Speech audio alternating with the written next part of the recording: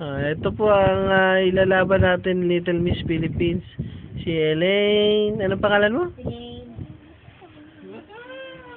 Elaine Bustamante. Upo, upo. Upo na. Question and answer na eh. Question and answer. Question and answer na eh. Upo na. Halimbawa, may pagkain ka. Yan. Tapos humingi ang kuya mo. Iisa lang yun. Anong gagawin mo? Halimbawa, isa lang yung KitKat. Humihingi si kuya. Anong gagawin mo? Isang stick na lang nun. Pamili ka kuya. Anong gagawin mo? Bibigay ko na lang sa kanya. Kahit nagugutom ka na, bibigay mo sa kanya. Paano naman yung tiyan mo? Nagugutom ka rin. Anong gagawin mo? Maraming KitKat. Hindi isa lang nga yun eh. Isang stick na lang ng KitKat. Tapos sabi ni Kuya BM, Elaine, pahingi. Isang stick na lang na ganon. Anong gagawin mo? Bibigay ko sa kanya yung isa. Wala ka ng pagkain. Sasakit naman yung tiyan mo. Sige, sa'yo na lang. Ayoko na. Sige. Hindi na.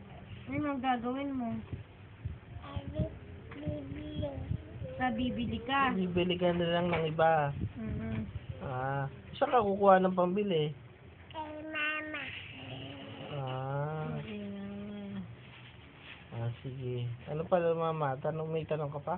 Halimbawa, gusto niya ng laruan. Ang mama niya, konti lang ang pera niya. Tama lang pambili ng ulam. Anong gagawin niya? Gustong-gusto niya yung laruan. Anong gagawin mo? Anong gagawin mo? Bibili. Hindi nga. Hindi.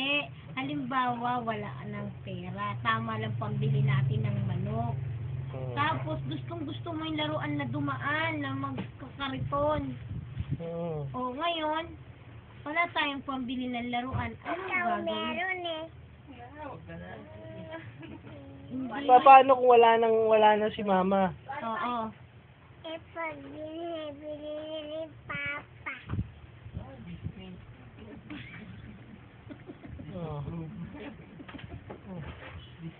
Okay. Sige. Ito po si Elaine tandaan nyo, ito recording talo. Malamang talo, kaya wag na natin isali to sa Little Miss Philippines. Tali.